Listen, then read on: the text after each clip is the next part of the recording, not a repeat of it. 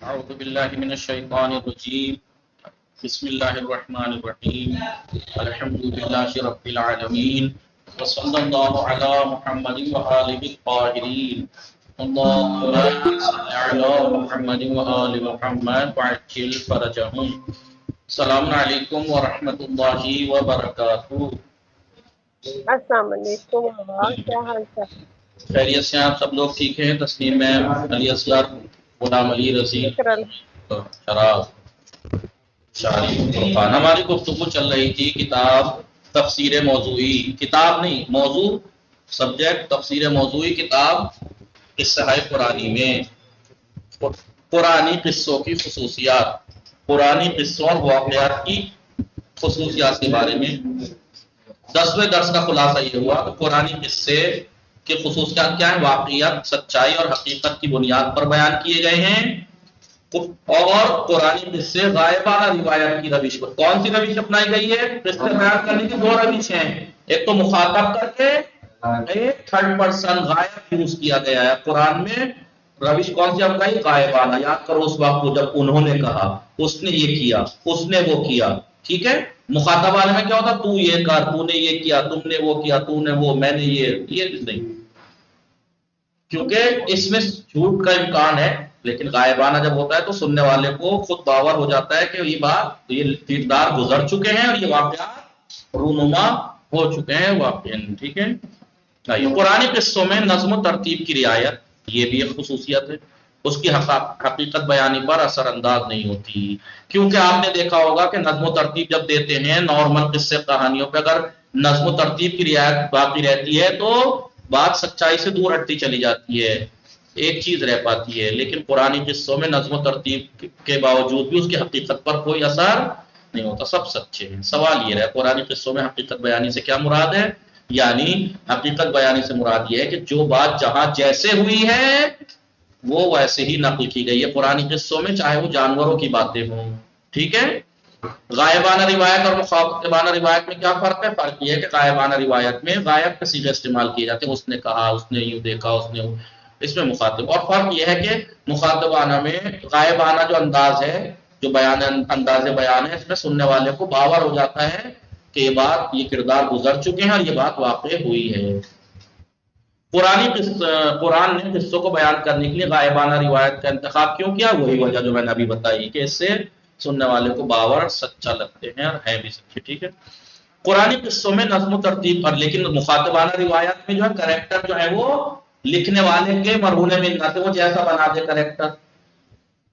قرآن قصوں میں نظم و ترتیب کی رعایت کے ساتھ حقیقت بیانی کا نمونہ پیش کیجیے، ایک آیت، ایک واقعہ بیان کیجیے گا کہ نظم و ترتیب بھی ہے اور ساتھ ساتھ سچ بھی ہے، کوئی کسی کا دامن نہیں چھوٹا ہے نا صحب بیانی سے۔ اب ہے 11واں سبق۔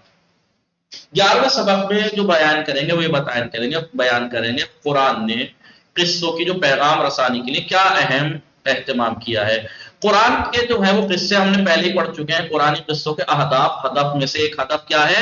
پیغام پہنچانا لوگوں تک، ہم تک، پڑھنے والوں اور سننے والوں کا درس عبرت، پیغام پہنچانا۔ تو قرآن نے قصوں کے پیغام پہنچانے کے لیے کیا اہتمام کیا ہے؟ ایک سوال۔ دوسرا، قرآن قصوں میں پیغام رسانی کا طریقہ کیا استعمال کیا ہے؟ ایک تو پیغام پہنچانے کے لیے کیا طریقہ اپنایا ہے، کیا اہتمام کیا ہے، دوسرا پیغام پہنچانے کا طریقہ کیا اپنایا ہے، ٹھیک ہے؟ صحیح ہے؟ چلیے، قرآن قصوں کی خصوصیات ہی ہے یہ بھی۔ چوتھی خصوصیت کیا ہے؟ پیغام رسانی۔ یہ بھی تو ہے نا، قرآن قصے اپنی پیغام کو بخوبی سچ ہونے کے ساتھ ساتھ، حقیقت بیانی کے ساتھ ساتھ پیغام بھی پہنچاتے ہیں۔ قرآن قصے فقط تاریخی حقیقت و واقعیت پر مشتمل ہونے کے ساتھ ساتھ قصیدوں، ناول یا فلم سے کہیں زیادہ مخاطب پر اثر انداز ہوتے ہیں۔ جو قصیدے ہوتے ہیں، پرانے زمانے میں قصیدے لکھے جاتے تھے، پڑھے جاتے تھے لوگوں پر اثر ڈالنے کے لیے۔ یہ جنگوں میں آپ نے رجس دیکھے ہوں گے اپنی جوش بڑھانے کے لیے، اس کے لیے ناول دیکھے ہوں گے آپ نے، فلمیں، یہ سب کیا ہوتی ہیں؟ کس لیے؟ کہ اس پر اثر انداز ہو۔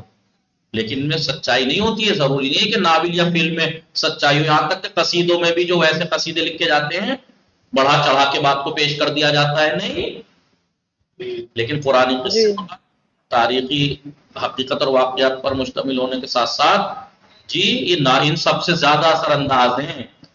قصیدوں کا، ناول کا فلم پہ کتنا اثر ہوتا ہے انسان پہ، لیکن اس سے بھی زیادہ اثردار ہے. اور دوسری بات یہ کہ وہ سچے ہیں، یہ فلمیں وغیرہ ایسی ہوتی ہیں. گویا قاری پڑھنے والا، قرات کرنے والا سمجھتا ہے کہ واقعات اس کے سامنے رونما ہو رہے ہیں، اس طریقے سے بیان کرتا ہے قرآن قصوں کو.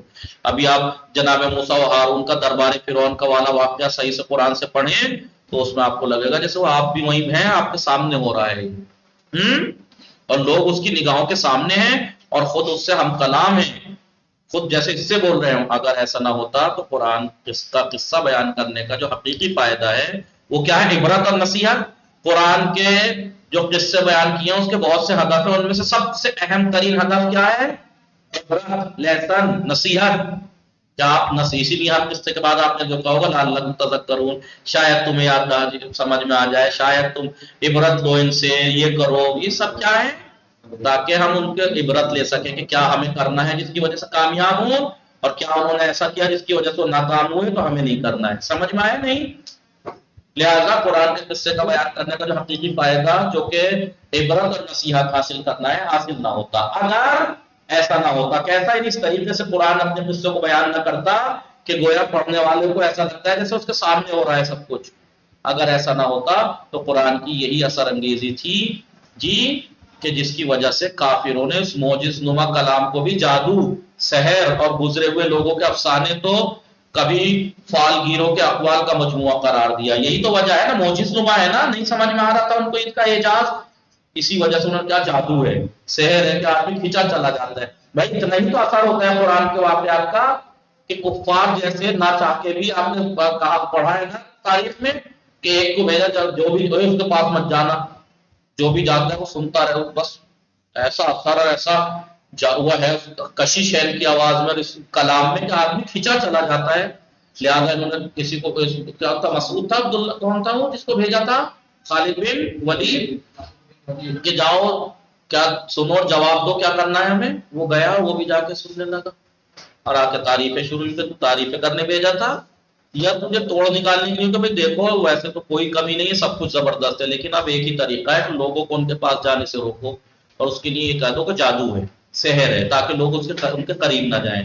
اور پتہ ہے کیا کرتے تھے جتنے بھی لوگ لوگوں کو روکتے تھے نا کہ نہ جانا، ایک دفعہ پکڑے گا یہ پتا کیا کرتے تھے، کوئی اس کونے پہ سے سن رہا ہے، کوئی اس کونے پہ سے، ایک دوسرے کو نہیں پتا ہے کہ یہ بھی سنتا ہے جا کے یہ بھی سنتا ہے. بڑے بڑے ابو سفیان، یہ ابو لہب، سب جا کے گھر کے چاروں طرف چھپ چھپ کے سنتے تھے جا کے، کیونکہ عجیب ہی جاذبیت، الگ ہی اثر تھا.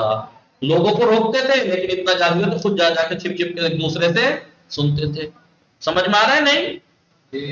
یہ اثر جو دشمن تھے وہ کھلے اسلام کے اور پیغمبر کے، اس کے باوجود بھی وہ اس بات کا اقرار کر رہے تھے کہ یہ واقعاً نہ کیا کہتے ہیں اسے، جسے قابل غور اس کے اندر اثر پایا جاتا ہے، ناقابل، جسے وہ کہتے ہیں ہم غیر معمولی کشش اور جاذبیت ہے اس کے اندر کہ آدمی کھینچا چلا جاتا ہے.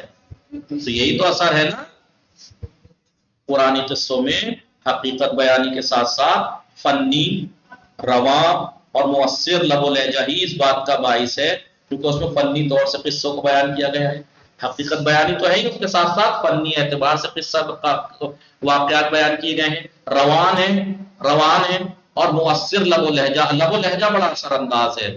اسی بات کا سبب یہ چیزیں اس بات کا سبب ہے کہ اس کے پیغامات آسانی سے اور مضبوط انداز میں لوگوں تک پہنچائے جائیں. گویا قرآنی آیتوں اور قصوں میں پیغام رسانی جو ہے، وہ پیغام پہنچانا قصوں کا، وہ فنکاری سے سرشار ہے، بھرا ہوا ہے، اور مخصوص انداز بیان اور لب و لہجہ سے آہنگ ہے. تو قرآن نے اپنے قصوں کو لوگ پیغام پہنچانے کے لیے کیا انداز اپنایا، کیا اہتمام کیا؟ فنی طور پر روان، مؤثر لب و لہجے کے ساتھ اس کو پہنچایا لوگوں تک، تاکہ لوگ اس کے پیغام ان تک پہنچ جائیں.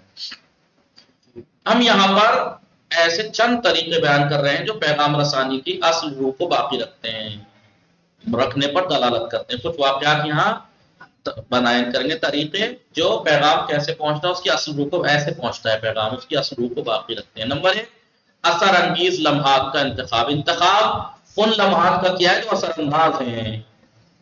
پرانی آیات و قصوں میں پیغام رسانی کا ایک طریقہ یہ ہے کہ حقائق اور واقعات کو، حقیقتوں کو، سچائی کو ان کی اہمیت و افادیت کے اعتبار سے، جتنا واقعے کی اہمیت ہے اور فائدہ ہے اسی اعتبار سے چنا واقعے کو اور بیان کیا گیا ہے۔ جس واقعہ اور حقیقت کی جتنی اہمیت اور افادیت تھی اس سے فائدہ حاصل کیا جا سکتا ہے، اسی اعتبار سے قرآن نے اس کو چنا اور اس کو قرآن میں بیان کیا۔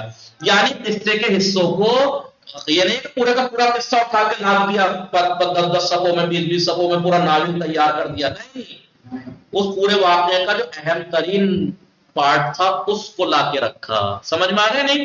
جناب موسیٰ کی زندگی پوری تھی، کتنے واقعات تھے، لیکن سب کو ایک جگہ کہاں جو اہم تھے ان واقعات کو لا کے رکھا، اور ان واقعات کے بھی اہم وقت اور زمانے کا جو وہ حادثہ ہوا ہے اس کو لا کے رکھا۔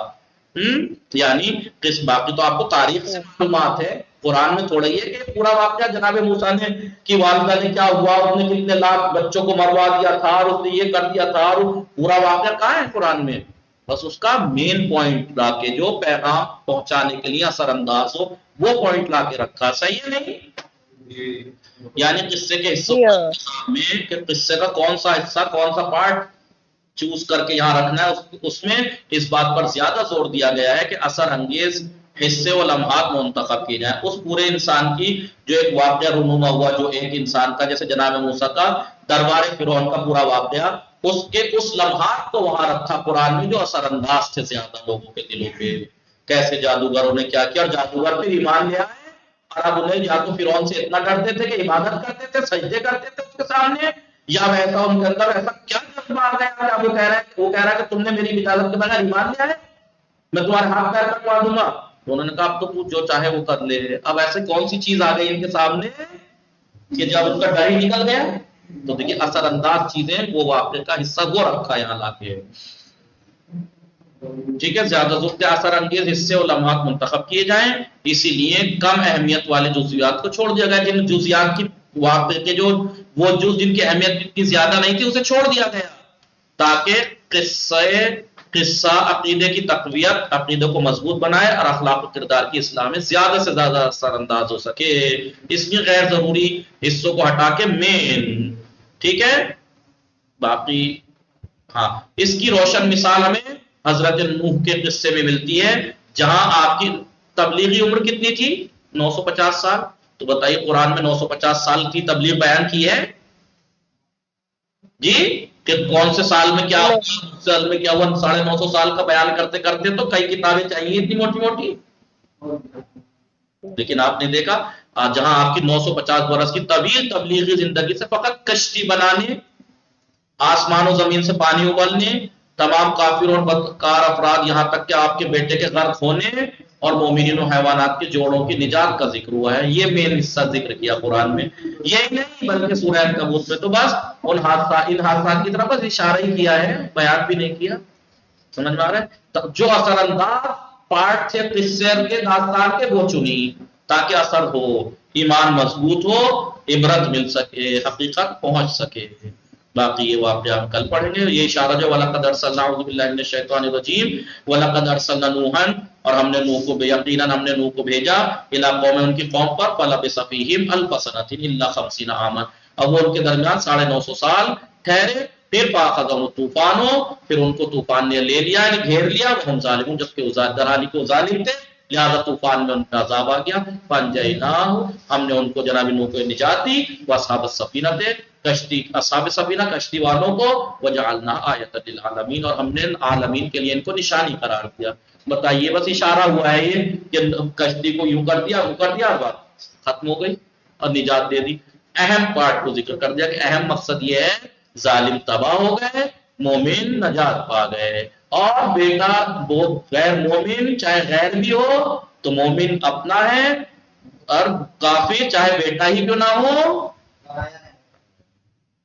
تاکہ، اور ہم نے طوفان، ہم نے نوح کو ان کی قوم کی طرف بھیجا، اور وہ ان کے درمیان 50 سال کم 1000 سال، 50 یہاں پہ مطلب ہے الفا سنتین 1000 سال، الا 50 50 سال کم، یعنی 950 سال، پھر قوم کو طوفان نے اپنی گرفت میں لے لیا کہ وہ لوگ ظالم تھے، پھر ہم نے نوح اور ان کے ساتھ کشتی والوں کو نجات دے دی اور اسے عالمین کے لیے ایک نشانی قرار دے دیا۔ بس اشارہ ہی کیا یہاں تو، واقعہ بھی نہیں۔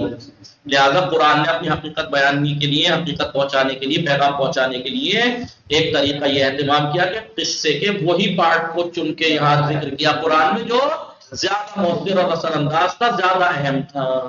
باقی انشاءاللہ کل پڑھیں گے۔ وصلی اللہ علی محمد وآلہ الطاہرین۔